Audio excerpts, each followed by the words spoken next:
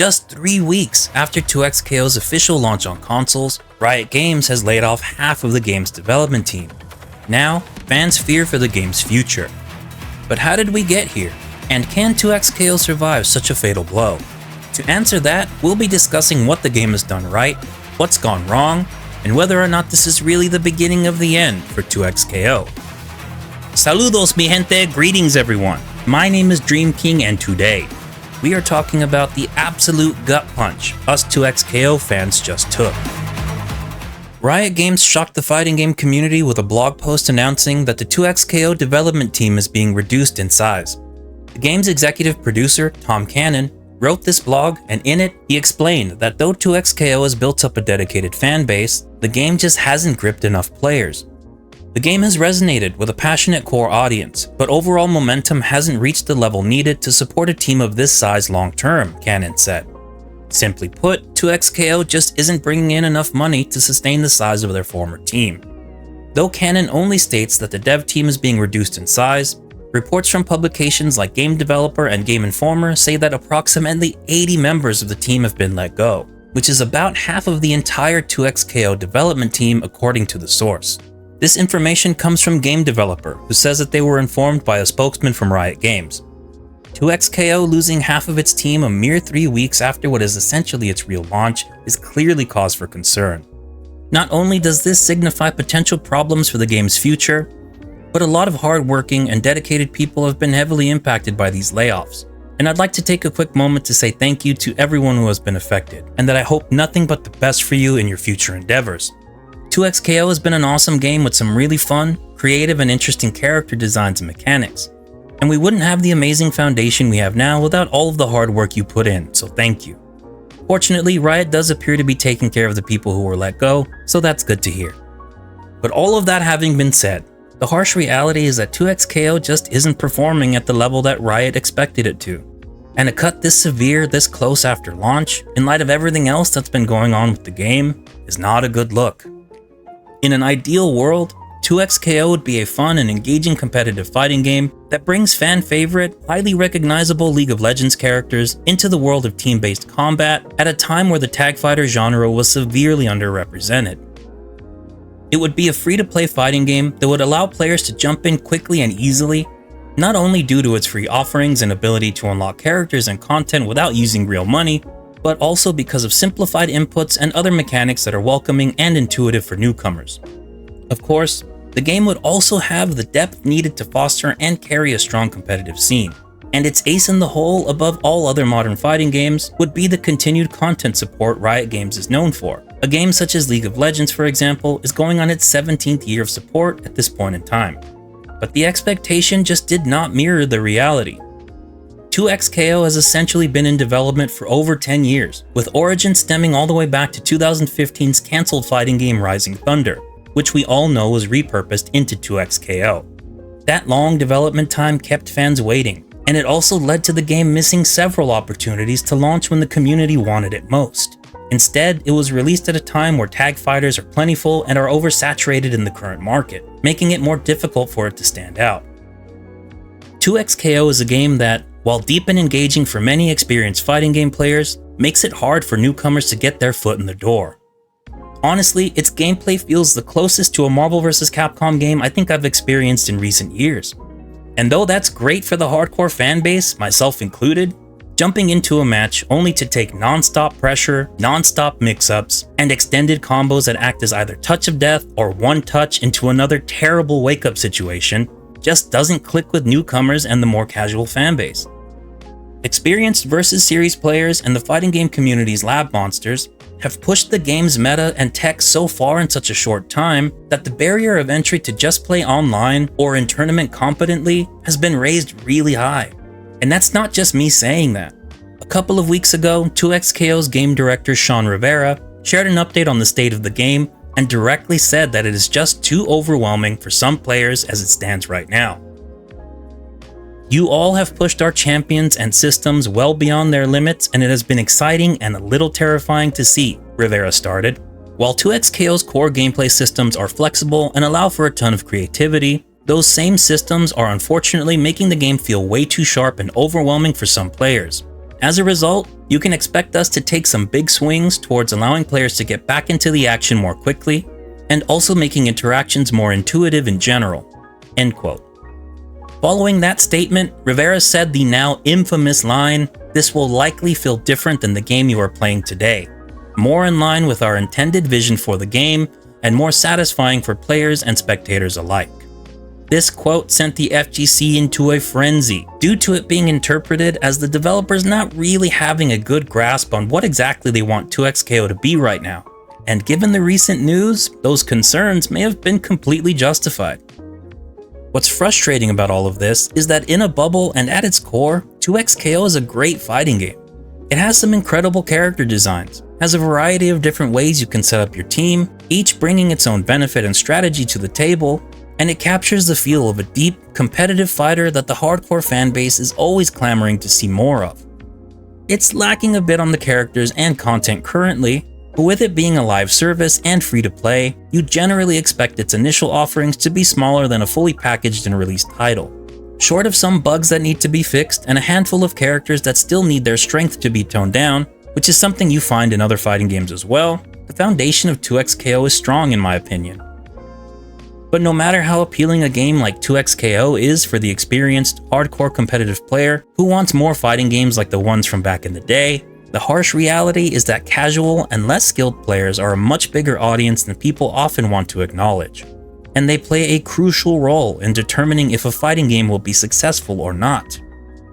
Unfortunately, 2XKO is now stuck between a rock and a hard place. You have a game that appeals heavily to the hardcore competitive scene in its current state, which is great, but it needs to be reworked to appeal more to general audiences in order to generate more revenue. And this is why what the game's director said before caused such an uproar within the community. To the hardcore fan who is investing a lot of time into the game right now and enjoys what it has to offer, this will likely feel different than the game you are playing today, translates to, we're going to dial down / potentially remove the aspects of this game that you like in exchange for easier to use, more forgiving systems and mechanics. 2XKO needs to change if Riot intends to hit some of their financial expectations for it. But changing it too much or too far in a certain direction risks alienating the passionate core audience it has already built up. And there's no guarantee these changes will even be effective in capturing the attention of the casual audience either. And going back to what the game's director said earlier about bringing the game more in line with their intended vision, I think it's hard for fans to feel confident in the game's future right now when after 10 years of development and a series of alpha and beta tests that started in August 2024, the team behind the game still seems unsure of what to do with it and what direction to go in. Stack on top of that the fact that half the development team was just laid off, and yeah, things aren't looking too good right now. Outside of gameplay and the higher barrier of entry for players, 2XKO is suffering from another major issue that revolves around its cosmetic content. The thing is, 2XKO isn't sick with the Street Fighter 6 disease where there's a severe lack of content for the main versus side of the game. There are a lot of costumes, finishers, and colors to buy in 2XKO, and each one is extremely polished and premium, making them pretty sought after. But much like most supplemental fighting game content here in 2026, 2XKO's cosmetics are really damn expensive. And sure, the game is free to play, and Riot provides players with ways to unlock other premium content like characters and stages by just playing the game, which is great. It's understood that with a free-to-play live service, you're going to be spending largely on cosmetics since you're not paying for the game up front. But like, the additional content in 2XKO is mad expensive. Let's take a look at the game's arcade mega bundle, which dropped alongside the start of Season 1. The list price for this bundle is 12,900 KO points, but here in the early days of its release, it is currently available for the discounted price of 7,950 KO points.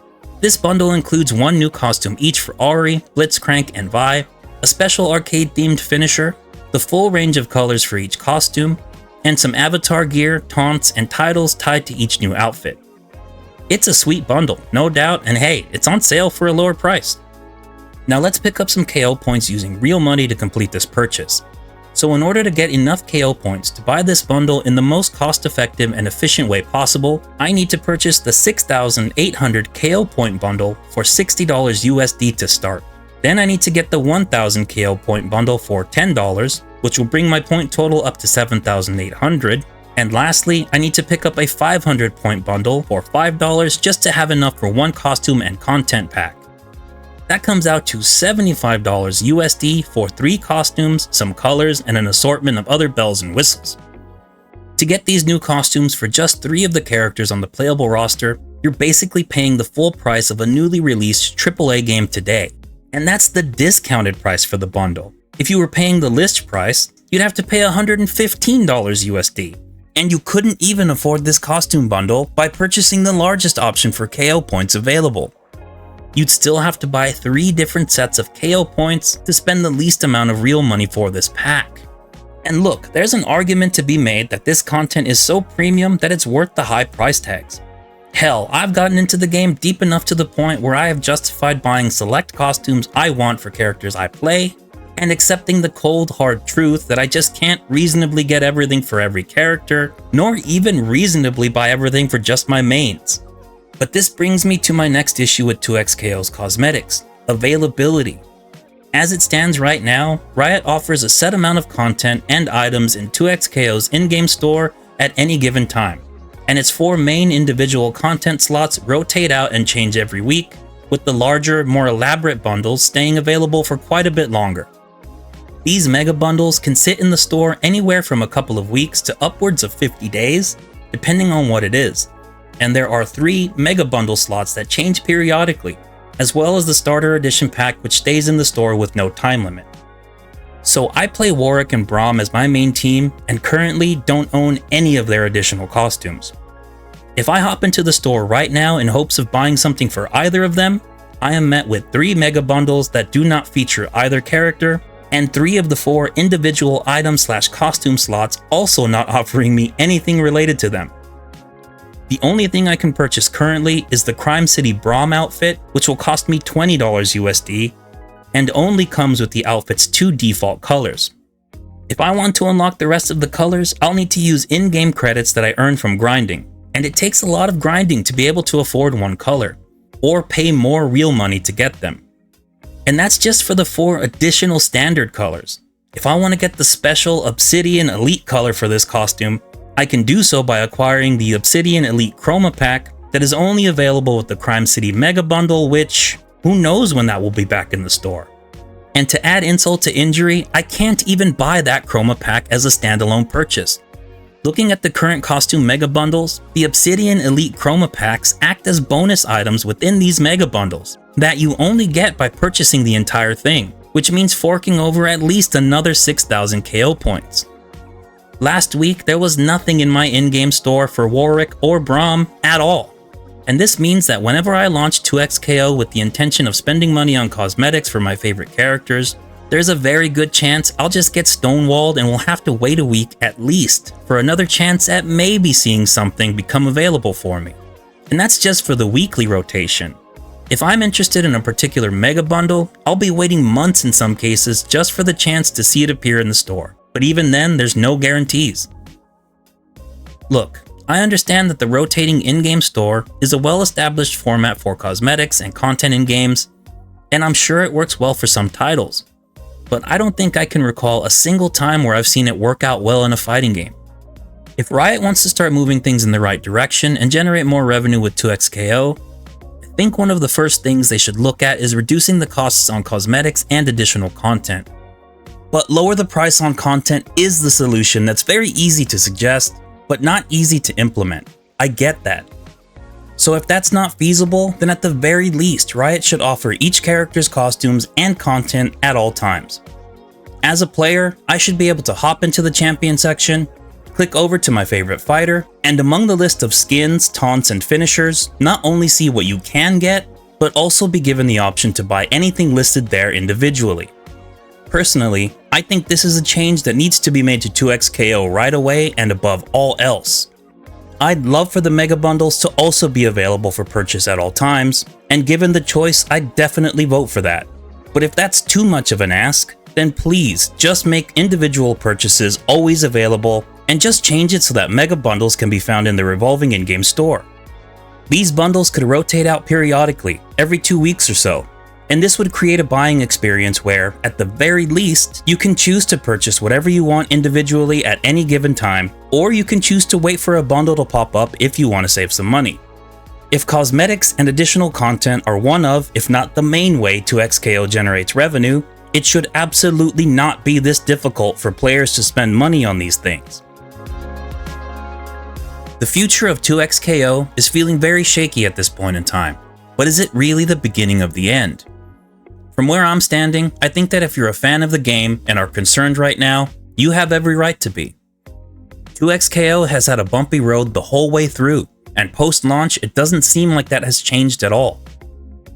Not only is the game experiencing the issues and uncertainties we've already discussed, but something that's not being talked about quite as much right now that will also be a significant impact is the optics of this whole situation. The fact of the matter is, players are quick to make judgments, and once they do, it can be very difficult to change their minds, especially in the fighting game space. When something major negatively impacts a fighting game or a developer makes a boneheaded move like hiding DLC on a game disc, it can be nearly impossible to shake the stench that's left on the game as a result. And once that happens, players will oftentimes jump ship, and they won't want to stick around to give the game a chance to fix its face. Granted, I don't think 2XKO's case is as bad as on-disc DLC, but it is a game that has not only made people wait much longer for it than the average fighting game takes in development time, but has also experienced a series of bumps in the road that have now culminated in a message from the developers saying that they still haven't figured out what they want the game to be, and that the team who is going to continue to sharpen it has now been cut in half. Not to mention the fact that the developers have flat out stated that it's just not performing as well as they'd hoped, which immediately leads you to believe that the game is on the decline. To a lot of players, this all screams the ship is sinking. Even if that's not quite the case, that is the impression that this whole situation is giving out. And whether you're someone who was considering trying the game out for the first time, or a diehard who has been investing a lot of time into it since Season 0, the uncertainty of the game's future is going to create apprehension and make you question whether or not it's smart to put any more time into it. Because if you're going to spend the kind of money 2XKO requires you to for content, or invest the amount of time it asks of you to become competent, only for the game to be taken offline in 6 months or a year, then you would very likely want to spend your precious time and money elsewhere. Riot is not only going to be fighting to fix 2XKO's current issues, but they'll also have to overcome the impression this situation is giving the game in the minds of the masses. But it's not impossible. And the next steps that Riot and the 2XKO team take are going to be instrumental in turning things around. They have to come out and prove to the community and the fans that they are confident in their own abilities and in the game's future. They need to show people that they have a good grasp on this and that they aren't slowing down despite the recent speed bumps. The fans need reassurance that their time and money isn't going to be wasted. And in order to do all of that, they need to hit these key points. Release another statement that confidently details exactly what they have planned, within reason, and how they aim to address the biggest concerns with the game. Specific changes, no vague posting. Next, they need to start making those changes. And finally, hit hard as hell with the next character and content reveal. Those first 2 points need to be done quickly too.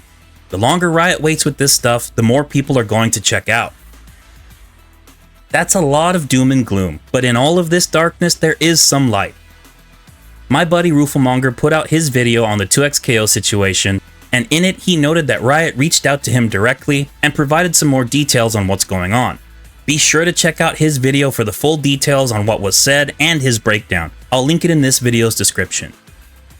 But the gist is that Riot does intend to make another statement on the matter very soon, and it should shed some more light on what's going on and what's being done to address the game's biggest issues. Riot also said that they intend to deliver on all of the content they have already committed to, which means we shouldn't be seeing less characters released or anything like that in Season 1 as a result of the layoffs. And like Tom Cannon's statement notes, nothing will be changing on the competitive side for tournaments or plans on the esports front either.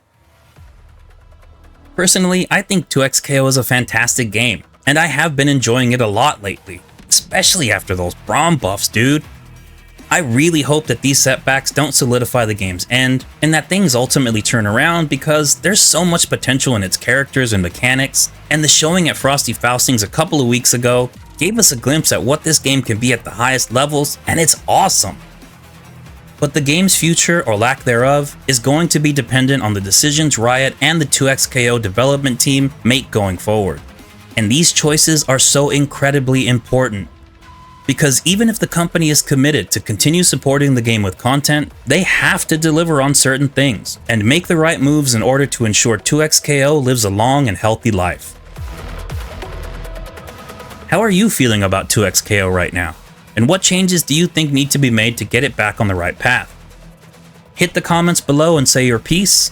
And if you enjoyed this video, please be sure to like it, share it with your friends, and subscribe to the channel. Your support is a huge help, and it is very much appreciated.